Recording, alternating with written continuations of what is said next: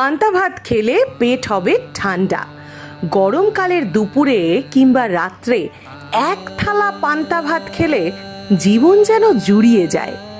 শরীরেও যেমন আরাম অনুভূত হয়, তেমনি ঘুমটাও জোরদার হয়। বাঙালির পান্তা ভাত অমৃততুল্য এক খাবার। যতই পান্তা ভাতকে গরিবের খাবার বলে অপমান করা হোক না কেন, পান্তা ভাত মোটেও গরিবের খাবার নয়। বাংলার রাজকীয় খাবারের তালিকায় রয়েছে পান্তা। বাঙালি বাড়িতে পান্তা ভাত খাওয়া নিয়ে ঘরোয়া ভোজনেরও আয়োজন করা হয়। শ্রাবণের সংক্রান্তি, ভাদ্রের মাঝামাঝি সময় এবং মাঘ মাসে বাঙালি বাড়িতে পালিত হয় রান্না পুজো। পান্তা ভাতের সাথে পাঁচমিশালি তরকারি, মাছের নানান উপকরণ, ওলের বড়া, ডালের নানান পদ, শাকের নানান পদ থাকে রান্না পুজোতে। গোটা দিন ধরে রান্না করে সেই রান্না পরদিন সকালে ও দুপুরে পরিবেশন করা হয়। রান্না পুজো উপলক্ষে বাড়িতে আত্মীয় পরিজন ও পাড়া প্রতিবেশীদের নেমন্তন্ন করা হয়। কিন্তু এই পান্তা ভাতের উৎপত্তি কিভাবে হলো, বা পান্তা ভাত কেন বাঙালিদের এক পরম খাদ্য হয়ে উঠল, সেটাই এবার জেনে নেওয়া যাক। পান্তা ভাত হাজার হাজার বছরেরও প্রাচীন একটি খাদ্য পান্তা ভাত, যা সাধারণ কৃষকদের প্রধান খাদ্য ছিল। পরবর্তীকালে সব শ্রেণীর মানুষের ঘরোয়া খাবার হয়ে ওঠে পান্তা। সাধারণত লবণ, কাঁচা পেঁয়াজ ও কাঁচা লঙ্কা দিয়ে খাওয়া হয় পান্তা ভাত। ষোড়শ শতকের বিভিন্ন মঙ্গল কাব্যে সাধারণ মানুষের জীবনের পরিপ্রেক্ষিতে ফিরে ফিরে এসেছে পান্তা।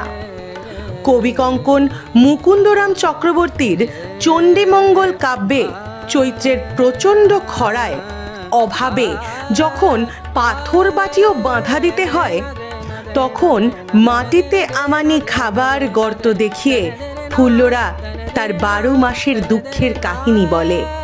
কখনো বা ব্যাট পত্নী নিদয়ার গর্ভবতী অবস্থার সব ছেড়ে পান্তা খাওয়ার কথা বলতে গিয়ে বললেন, 5 মাসে নিদয়ার না রোচে ওদন, 6 মাসে কাজী করণ যায় মন।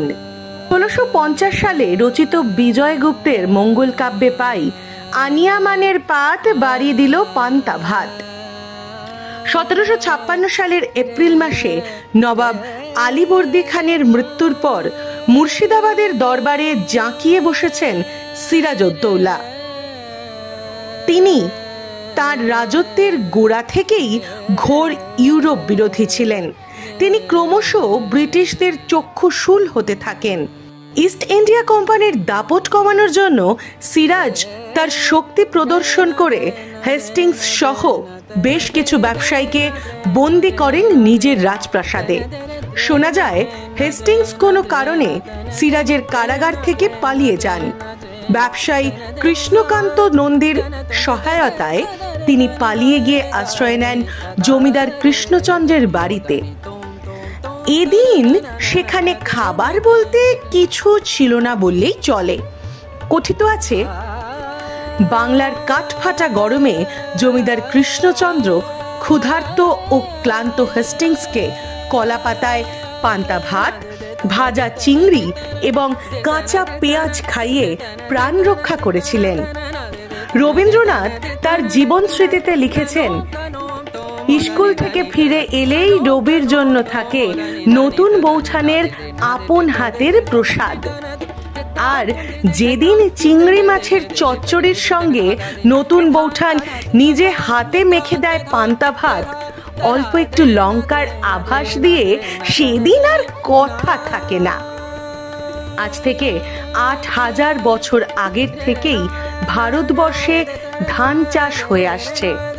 বাঙালিরা ধান চাষের সূত্রে 3 বেলায় ভাত খেত।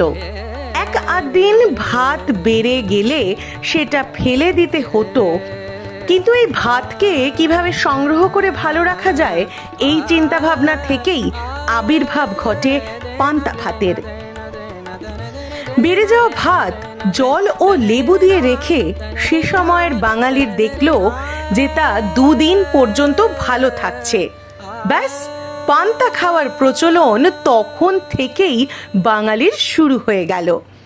মুঘল আমলে বিভিন্ন সামাজিক সাংস্কৃতিক অনুষ্ঠানে পান্তা ভাতের প্রচলন বৃদ্ধি পায় এবং এটি ওইসব অনুষ্ঠানে পরিবেশিত হতো।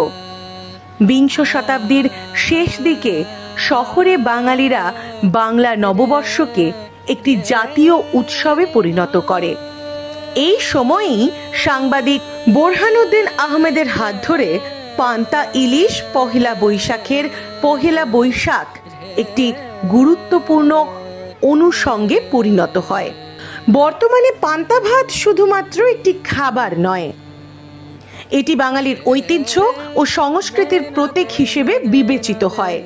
এটি ধনী গরিব সবার খাবার টেবিলেই স্থান করে নিয়েছে, যা একটি অতি সাম্প্রতিক ইতিহাস।